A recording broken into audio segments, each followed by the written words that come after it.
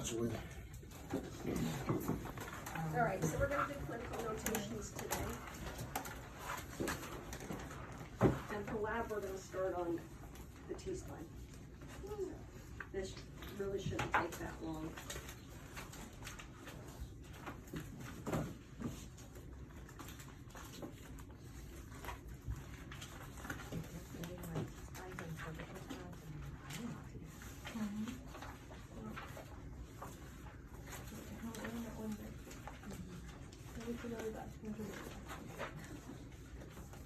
Okay, so the first one is the AP/PA projection L-spine. Don't worry about the size, image, receptor, that doesn't matter. So number one, place the patient in the supine position. Keep in mind the PA, if you did it, PA opens up the intervertebral spaces better than the AP, and it also reduces patient dose. The mid-sagittal plane of the patient is to the midline of the grid or the image receptor. Number three, if the patient is in the AP position, flex the knees and place the planar surfaces of the feet in contact with the table because this reduces the lordotic curve and opens up the intervertebral disc spaces better. Don't worry about central ray because it's different pretty much wherever you go. And number five, respiration. Just hold your breath. Respiration is suspended. As far as quality checks are concerned, you need to know number one and number two. So number one, you should see all five vertebral bodies, all five lumbar vertebrae. And number two, to check for rotation, the medial margins of the pedicles are equidistant from the spinous processes. And don't worry so much about the rest of this stuff. All right, so this is an AP right here. As far as rotation is concerned, would you say it's not rotated or it is? A little bit. It's a little bit rotated, but the rotation quality check is you look for the spinous process and it should be equidistant from the two pedicles. So basically, I don't know why they just don't say the spinous processes should be directly down the middle. So, but that's the way it should look. So, what's this right here? Yeah, that's a transverse process here on each side. What's this? An intervertebral disc space. Like I said, spinous processes are here. These are the pedicles here. And we do see all five lumbar vertebrae. I tend to look for T12, the rib, first, and then count down. Sometimes you can't see it very well, so I start at the bottom. But anyway, so this is L1, L2, L3, L4, L5. Guys have any questions about okay. All right, the next one, the obliques, RPO and LPO. You place the patient in the supine position and then rotate the body 45 degrees. Don't worry so much about central ray, it depends on body habitus. And don't worry about, you should know that the hips and the shoulders should be in the same plane as far as your positioning, however you want to test. Okay, quality checks, these are important for these obliques, you need to know the quality checks. Okay, if it's the correct obliquity, meaning did you do it 45 degrees, the transverse process should not extend past the anterior margin of the vertebral body. If you see the first thing, if you see the transverse process anterior to the vertebral body, or in other words, it's too far past it, the patient is not rotated enough. So it's more like an AP. If you see the transverse process too far into the body, the patient was rotated too much. Okay, number two, you need to know that RPO and LPO demonstrates or opens up the apophyseal joint closest to the image receptor, and the RAO and LAO demonstrates the apophyseal joint furthest from the IR. And number five, you should see all five lumbar vertebrae. Okay. So these obliques basically are demonstrating the apophyseal joints. Alright, so if you look up here, this first oblique here,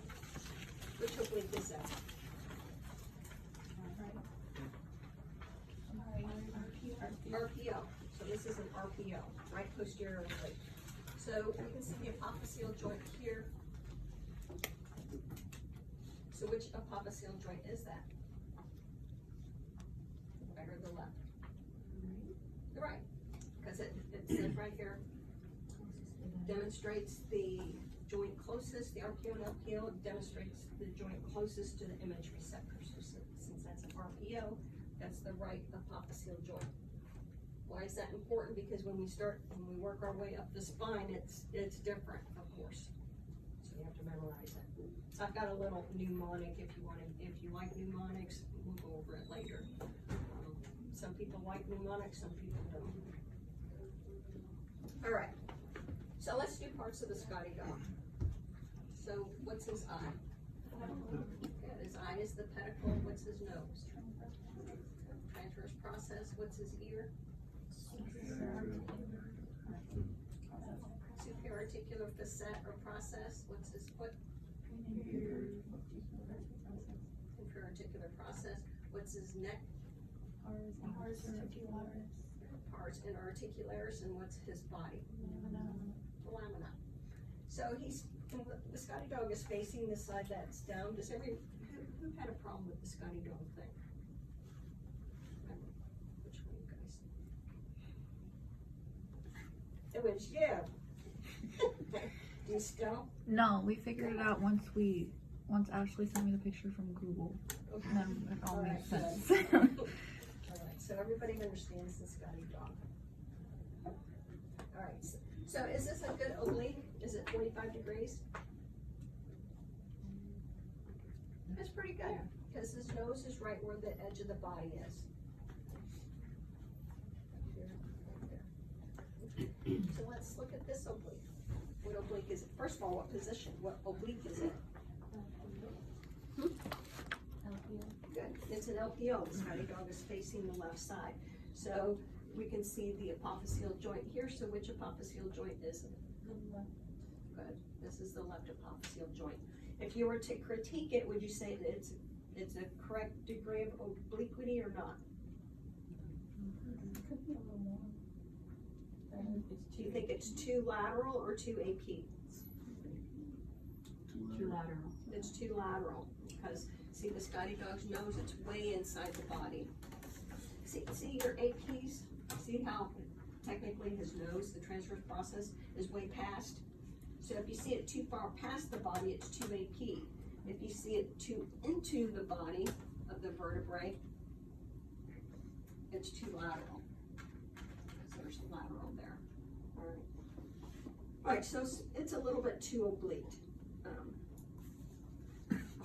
We can still kind of see the Scotty dog, but not quite as well. Over here, what's this oblique? Another RPO. What would you say about the obliquity for that one? Too lateral. It's too lateral. Okay, good. All right. I'm looking past my notes. All right, lateral projection. So place the patient in the left lateral position. Okay. Number 4, it says they recommend to place a lead strip behind the table or on the table behind the patient's body. This is to absorb scatter.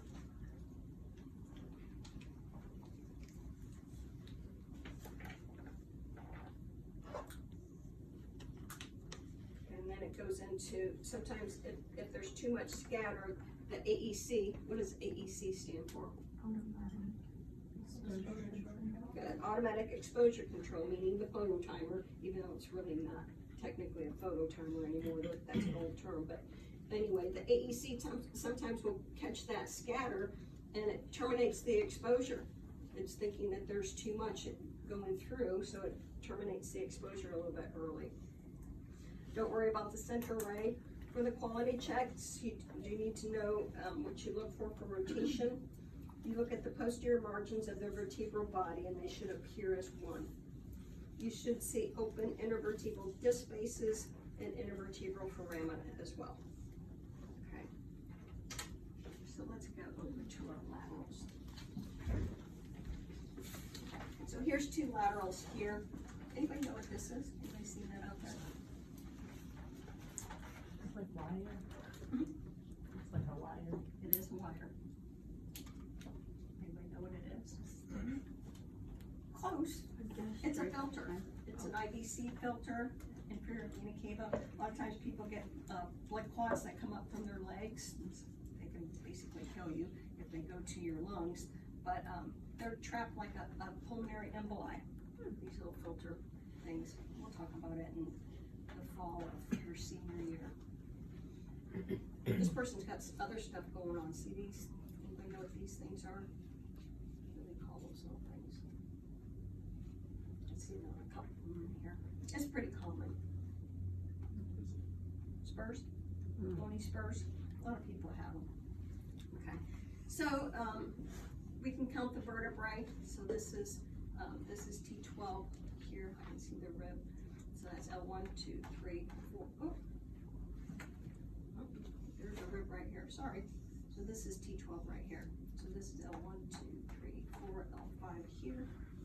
You kind of see L5 and S1. Person's got a lot of fluid and stuff working. Is this a good lateral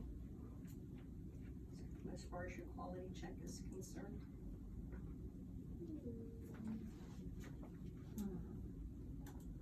It should be as one, right? The vent? I guess. Okay, so the posterior aspects of the body should be up here as one. I can see one side here and the other side here. So this one is not a good lateral. Look over here. This one's a pretty decent lateral. We don't look at the front. I think I talked about this in the lab. We don't look at the front because the front of the bodies are rounded. So this, you don't look at that, but look at the posterior aspect. They're squared off. So we can see here, plus we don't see the intervertebral foramina. Here we see them nice and open. We see the disc spaces, but anyway. So this is a better lateral. So here's S, the sacrum, S1, 5, 4, 3, 2, 1. See, you can't really see this rib either, but 2, 3, 4, 5 vertebrae. Okay, let's go on to the next one.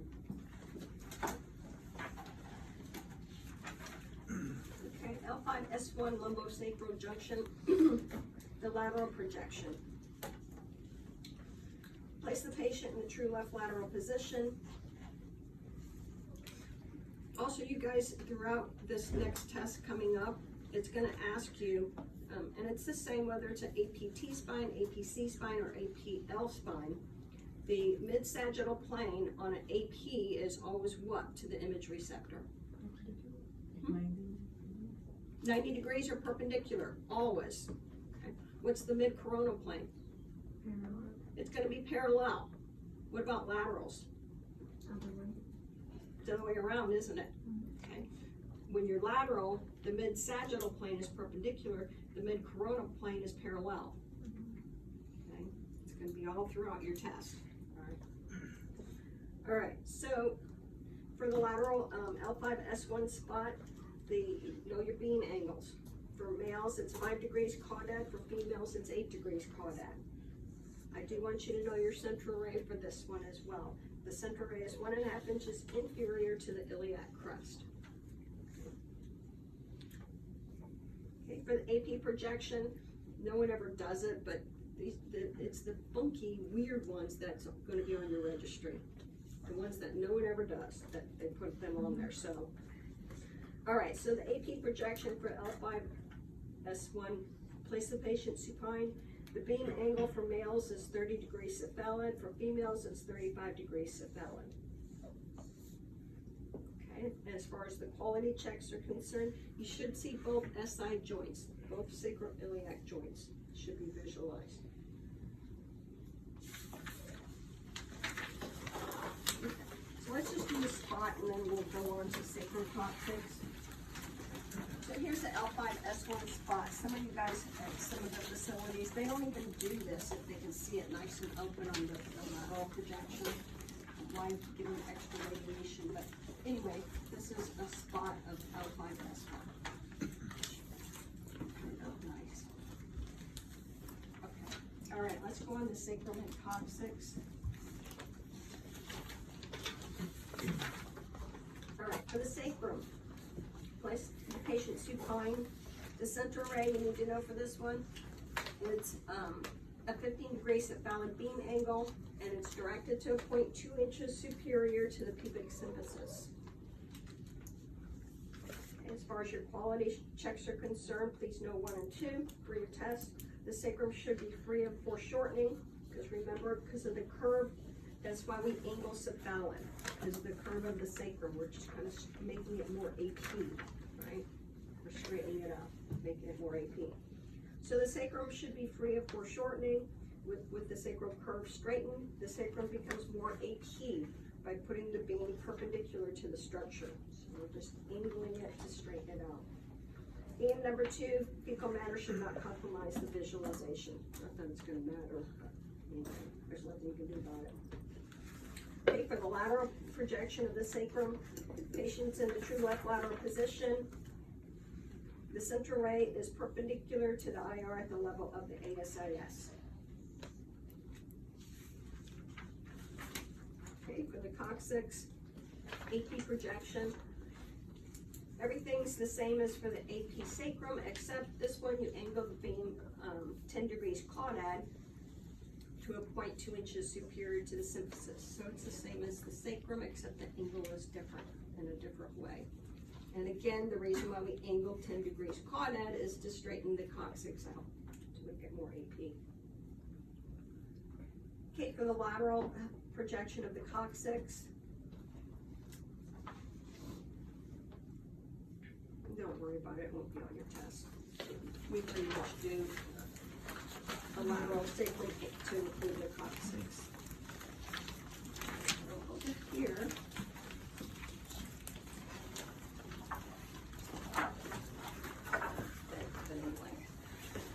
so here's a lateral sacrum and coccyx. Anybody see something funny about this one?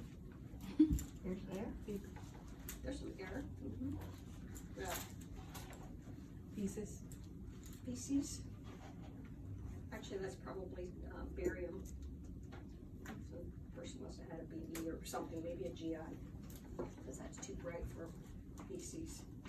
What else? Say that again? Broken? Yeah, coccyx is broken. See how it's right over there. Okay, so this is AP sacrum. Didn't come out very well. You can see the anterior sacral foramina here. That's an SI joint there. Sacrum and coccyx is here. It's really not very good. There's a lot going on, a lot of feces in here, so we really can't see anything. All right, SI joints.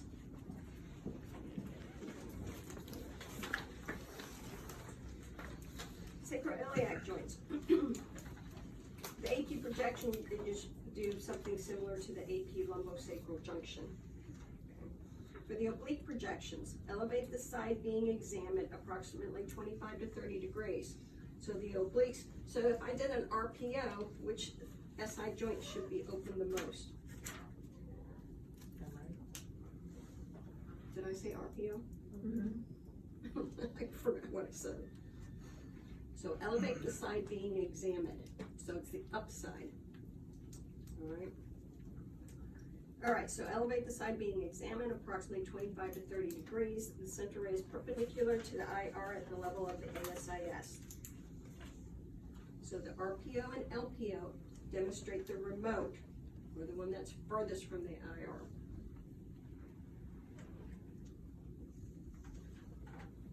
All right.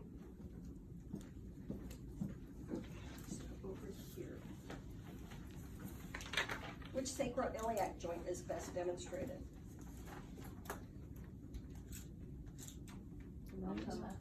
The left one. So what oblique is it? RP. It's an RPO because that would be the upside. We see the open left SI joint, so this would be an RPO. I mean, if in doubt, not that you're going to have the image on your test, but look how wide this ilium is. So you know that's the downside because it gets wider, right? Mm-hmm. Okay. So this is the RPO, opening up this left SI joint. So this would be LPO, opening up the right SI joint. Here's just a plain old AP, and you can kind of see both joints. See how they're, because remember they kind of sit at the angle, so you kind of see it like the upside or the top of it, and then the bottom of it, anterior section versus posterior section. Kind of thing. Okay. All right, what else is on your notes? I think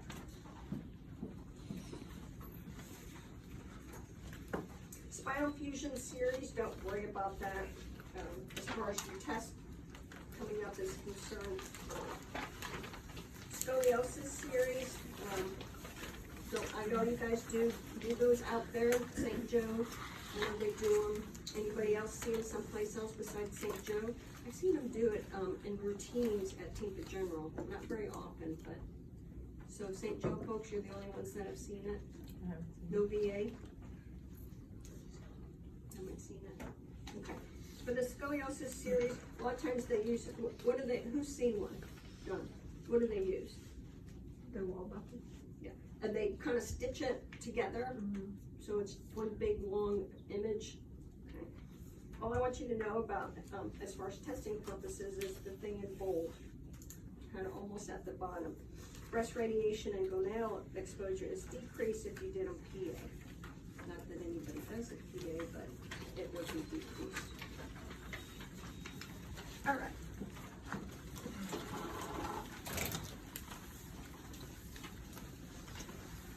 I got a few anomalies up here. Everybody see what's going on here? Ooh, herniated. Yeah. This person, I actually wrote it down. Usually I'm like, okay, what happened?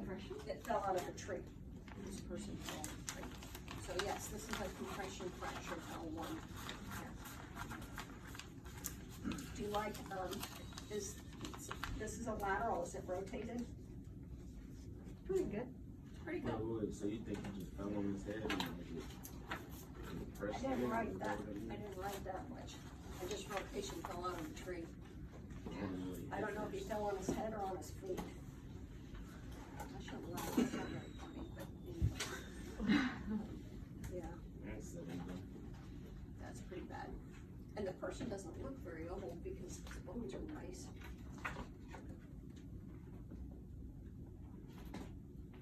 There. I shouldn't take that off, that name shouldn't be on there. No, he's 33, he was 93 when that happened. Okay, what about this one? Scoliosis. A little bit. It's kind of common. Lordosis. Hmm? Lordosis. They're born this way.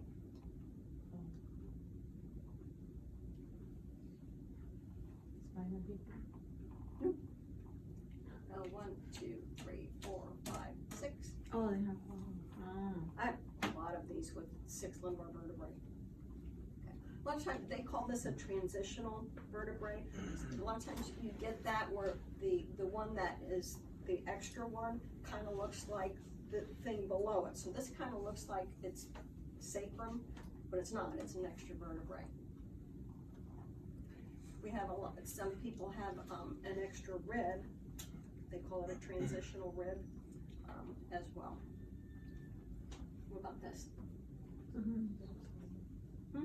Scoliosis. Yeah, this is scoliosis. It's pretty bad. What about that?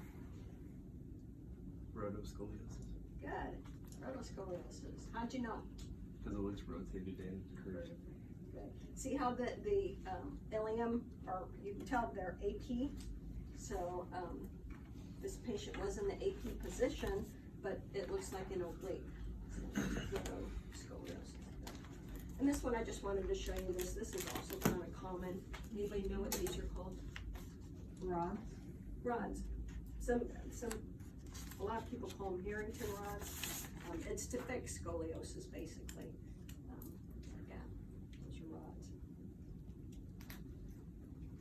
right, any questions?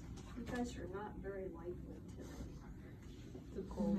It's the Yeah, cold, it's cold. I didn't wanna wake her up. or it's the school.